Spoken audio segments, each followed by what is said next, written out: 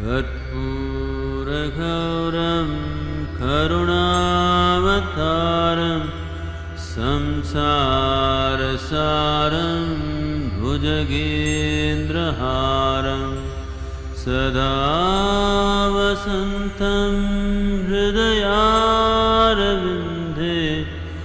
भवं भवानी सहितं Namami. I want to start off by asking you, Sadhguru, what is the next step for Sadhguru? Dinner. Dinner? I thought that was already over. So we expect a more profound answer from you. It's a very profound answer because you can postpone many things in your life. You can postpone buying a home, buying a car, you can postpone your wedding if you want. It's a good thing. You can postpone your divorce, good to postpone your death, but you can't postpone your dinner. Right now, this is the ugliness which is happening in this country. A whole lot of people are postponing their dinner today. This is the horrible situation that's happening. So, do not consider dinner as not so profound. It's very profound. If you're eating 10 times a day, it's not profound. If you're eating once or twice a day, it is quite profound. So you say something which is, which is very close to my heart. You talked about dinner. No, dinner is about my stomach, not my heart. Okay, we'll get to the heart through your stomach. We live in a world of contrasts, at least as I perceive it. There is obviously the rich and the poor, there are the ones who are impoverished and the satiated. We live in a country where 300 million people go to bed hungry every night. How do we deal with these big social issues? And what is the one message that you would like to give to all of us, where we as individuals can make our own little, big, whatever contribution to being part of the solution rather than waiting for somebody else to do something? Now you're immediately getting into the missionary mode. We can try a little bit of that. Yes, it's a serious problem and an unfortunate problem because we are living in a land which has over 12,000 years of agricultural history, probably the only place on the planet like this. As far as I know, except a few other places in South America, nowhere else on the planet was agriculture organized 12,000 years ago. So we have enormous experience of agriculture, which means the science of producing food. And we're living in a land where 12 months of the year you can grow what you want. Many farmers in Tamil Nadu take 6 crops, 4 crops actually, but in between the intercropping, totally 6 products they're taking out of the same piece of land. Right. Nowhere else on the planet this is really possible. In spite of this, half the people are hungry simply because of apathy, not because of lack of food, not because that it is not possible to fulfill this. I feel a focused effort in a matter of 5 years, 5 to 8 years, very comfortably we can crest this. It should not even take that much time, but if we are determined, within 5 years' time, it is possible to cross this. And it's important to cross this, because when you say India, I know a lot of poetry has been written about how beautiful it is, our mountains, our rivers, our whatever. But for 1.25 billion people, you neither have enough mountains, nor rivers, nor land, not even a piece of sky, believe me. The only thing that you have is people. If these people are well-nourished, competent, inspired,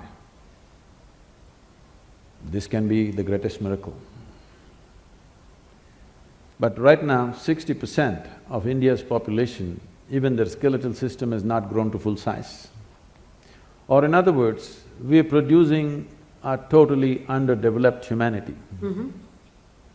If your body does not grow to its full size, neither will your brains. There's medical evidence to show that first 4 years of your life, if you did not get the necessary nourishment, your brain is approximately 60% of what it should be. Right. So with half-brained people, the next generation, what nation are you going to build? You're going to be a big disaster. If you don't fix nourishment, we are going to be an enormous disaster. It's waiting, it's a silent bomb. It doesn't make noise. Very quietly, it's going to implode upon us. So this is something that has to be fixed on a war footing, must be. So what is the role? I know all of us as individuals have a role to play.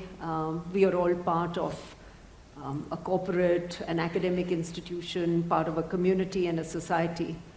So what do you believe is the responsibility? I'm not talking about corporate social responsibility. I'm simply talking about corporate responsibility when it comes to being part of fixing some of the problems that you've just spoken about.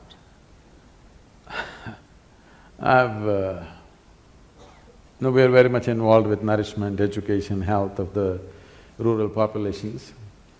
I've been talking to many leading lights. Not much light out there.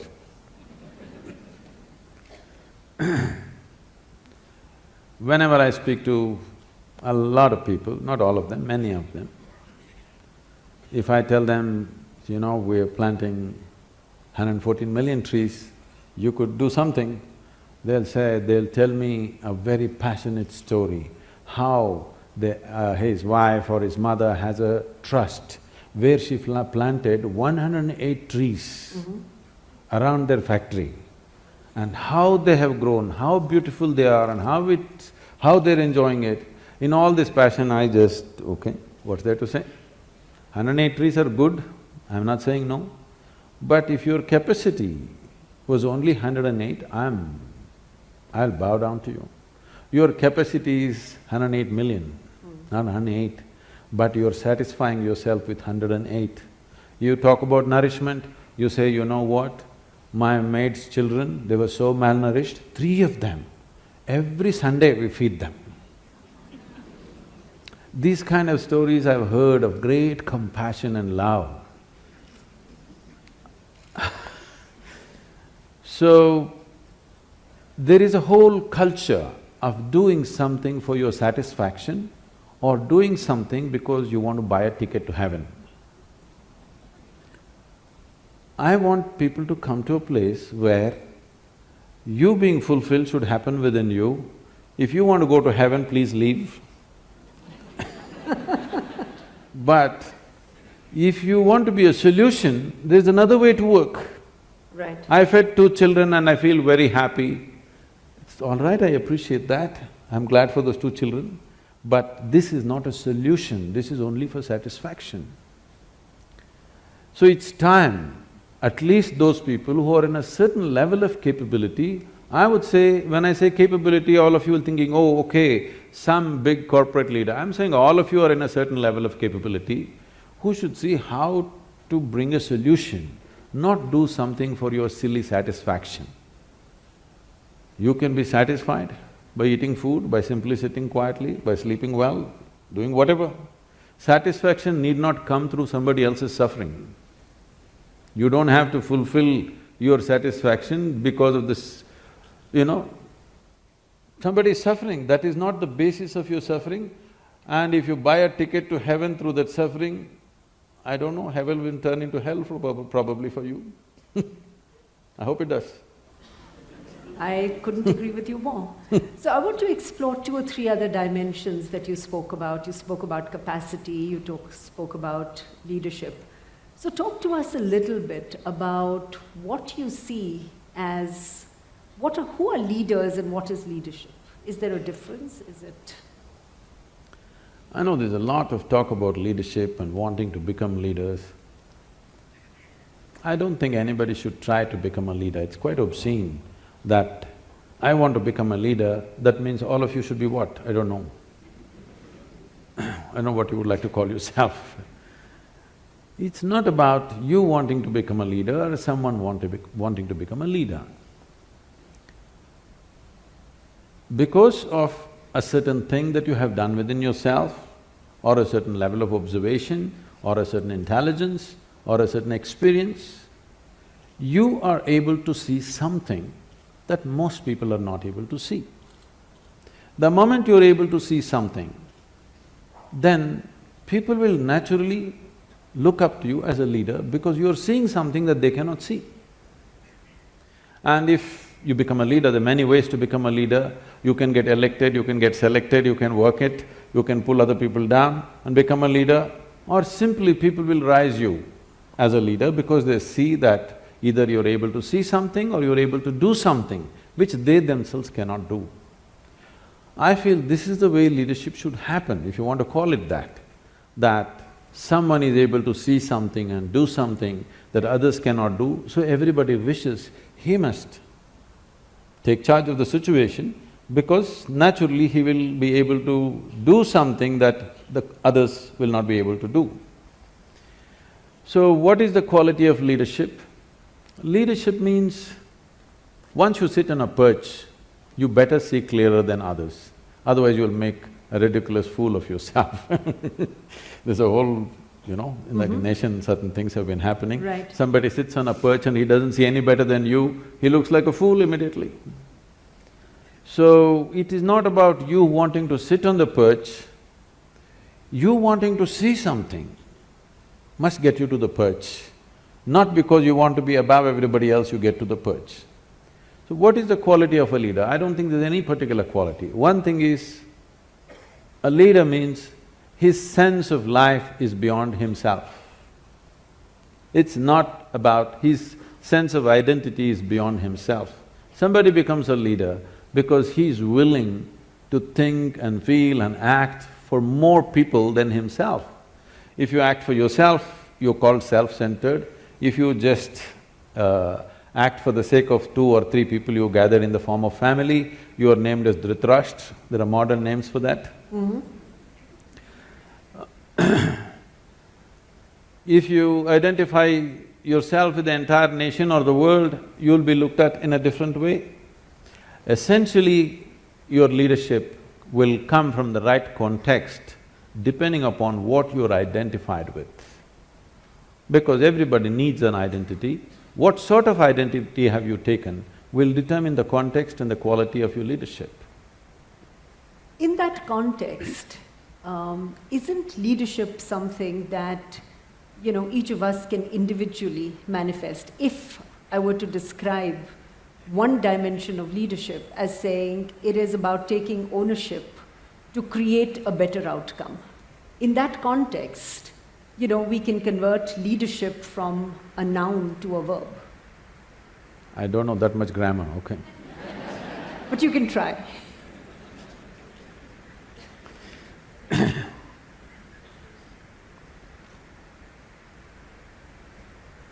See, whatever we do, every human activity, the purpose of an activity is to produce something. Production may be a safety pin, a computer, love, joy, health, well-being, it doesn't matter what. We want to produce something. When we act, we want it to be effective. How small an act or how big an act is not the important. We want something to happen effectively, which means it's a question of efficiency, it's a question of with how little, how much more you could do. That's what makes you… because all of us have the same amount of time in a day. People always tell me, Sadhguru, you had such a long day. I said, unfortunately there's no long day, God, they give me only 24 hours. I would like to bargain for more, but it's not happening. You can make it more by increasing your efficiency, the way you function, including people as a part of yourself, where other people will function as a part of you so that you don't have to bother about so many things around you. In this sense, you can enhance what you do. But time-wise, all of us have the same time, we can't help it. Right. So, how much can you produce, in how little time, in how little material, is the question. In the limited span of time which we have as life, what is it that we can do? Is it just about efficiency? Is it about simply mindless efficiency, do better, do better? No. At different times in history, people seem to want different things on the surface. But essentially, no matter which time of history, who they are, which part of the world they are, everybody wants the same thing, well-being. But their idea of well-being, everybody has their idea how to get there, but everybody wants well-being, no question about that. It doesn't matter which part of the world you go, whether you came here 1,000 years ago or today, 100 years later, you will see people will be still seeking well-being. In pursuit of well-being, maybe 100 years ago somebody would be going in search of water, today you're going in search of the Wi-Fi cloud but still well-being. People's idea of well-being, whatever that is, but people are only well only when something beautiful happens within themselves. They think they're going to cause it to themselves by some means. But people have been happy before the Wi-Fi came, people have been happy before the automobile came, people have been happy before all the luxuries we are enjoying today appeared.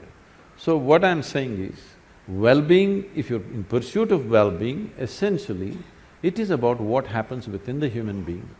What happens within the human being in the name of so many things, I don't want to name all the things, in the name of so many things, what we call as family, society, and another world which we call as corporate world all these things we created, these are all different names or different mechanisms that we believe will bring well-being to us. Somebody built a family, somebody built a corporation, both in pursuit of well-being, isn't it? I must tell you this. The first time I was at Davos of many years ago, they were almost resentful. Why… what is a mystic doing an economic summit? A particular CEO who was in charge of a top computer manufacturing company, 3 months later they got sold out to the Chinese. We can guess who they were. So he was very resentful. What are you doing here? Then I told him, see, what's your business? He said, I do computers. So see, whether you manufacture a computer or a safety pin or in between anything, fundamentally this is about human well-being. The basic business is human well-being. You may do it through your computer, somebody will produce safety pin, somebody will produce a cloth, somebody will produce something else. It doesn't matter what you're doing, the fundamental business is human well-being, and that's my business too. And that's why I'm here. So Sadhguru, you've talked about well-being. One of the things that you say is it's all about how the body, mind, emotions, and most importantly, energy come together. And I think you've said it very eloquently, which says, when the body is feeling pleasant, we call it health. If it is feeling very pleasant, we call it pleasure, and so on. And you go on to say… You can go all the way. Sorry? You can go all the way. I can go all the way? So when the mind is feeling pleasant, we call it joy. When it is feeling very pleasant, we call it peace. When the emotion is feeling pleasant, we call it love. When it is feeling very pleasant, we call it compassion. When the energy is feeling pleasant, we call it bliss. And when it is very pleasant, we call it ecstasy. You're a very good student.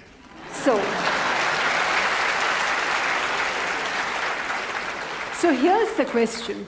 Can you just elaborate on what you really mean? What is the difference between bliss and ecstasy? For people who are not mystics, what does it look like? I think I need to clarify this accusation of being a mystic. On a certain day, 2 cows were grazing on the English meadow. English cows. Got it? The Thomas Hardy kind. One cow said to the other, what is your opinion about the mad cow disease? The other one said, I don't care a hoot, I'm anyway a helicopter. So what a mystic means is that there is no mistake about his perception as to who he is. Okay. So there are only two kinds of people, mystics and mistakes. That's an easy one to remember. So, a mystic did not fall from somewhere else. Strive to pay attention to simple aspects of life, very simple things. Very simple things means extremely simple things. Just right now, how do you know that you're here? What is the basis, I'm asking? I am talking with you. Even when you're not speaking, you still know that you're here, right? Yeah. So how do you know? I'm perceiving What? that I am in this place. There is an audience here. We're in No, conversation. even if you close your eyes, you're I still have here, a right? mindfulness. I'm attentive to the fact that I'm in conversation. I'm conscious. You're conscious. I'm conscious. The reason that you know that you're here is because you're conscious. How do you know that you have a body? Because I can move my hand. So many things can move. But I am causing my hand to move. Fine, even if you don't move, you know it's there, right? Yeah. How do you know? Because there is sensation in the body, Yep. right? Yep. If no sensation in your body, you wouldn't know whether it's here or not. True. No consciousness, you wouldn't know whether you're here or not, Right. yes? Yep. So these are taken for granted things. If you pay little attention to these things, you will see there's a whole world out there, there's a whole existence by itself, just your sensation. If you pay enough attention, you know the nature of your physical existence. If you pay attention to what you're calling as my consciousness, you know the nature of your basic existence. Once you know the nature of your existence, that is when you can use this gadget well. I'm calling this a gadget because human mechanism is the most sophisticated mechanism on the planet. We are on top of the evolutionary heap, not for nothing. It's taken millions of years to manufacture you. Yes? Yep. Not a simple process. An enormous process has happened to get you to this level of neurological sensitivity, sensations, awareness, everything. So these are the keys of your existence. But everybody is reading a book or they're looking at the cosmos through their iPhone. Nobody's paying attention to this because this is the basis of your existence. Only if you know this, you can employ this to its fullest capability. Even if you take your cell phone, the more you know about it, the better you can use it, isn't it? Right. The same with this. So what this whole unnecessarily exaggeration is not the word, unnecessarily decorated thing about self-realization means is, you know more about this or you know everything that's worth knowing about this. That means you can use this whichever way you want. If you want to sit still here for the rest of your life, you can sit. If you want to jump out and be active, you can do. If you want to do this and that together, you can do. Whatever you want, you can do because you know the mechanism fully, in its entirety, not just the physicality of it, but its entirety. So if you know this, suppose your body happens as per your instruction, your mind happens as per your instruction, your life energies happen as per your instruction, how will you keep it? Pleasant or unpleasant? Pleasant. Pleasant. At least for yourself, highest level of pleasantness. What you want for your neighbor may be debatable, but what you want for yourself is clear. So when you want pleasantness, now generally, if you are very pleasant, we say you're blissful. Now, bliss can get boring sometimes, okay? Yes? Good to know Pleasantness that. gets boring, isn't it, sometimes? You want some slosh to happen, now you use ecstasy. But that slosh cannot be kept up. Bliss can be kept for your entire life. Ecstasy cannot be kept for your entire life. You go up and you come down. Or in other words, bliss is a sustainable level of pleasantness, the height of pleasantness. Ecstasy is not sustainable, but you can hit it often enough, at least a few times in a day you must hit it.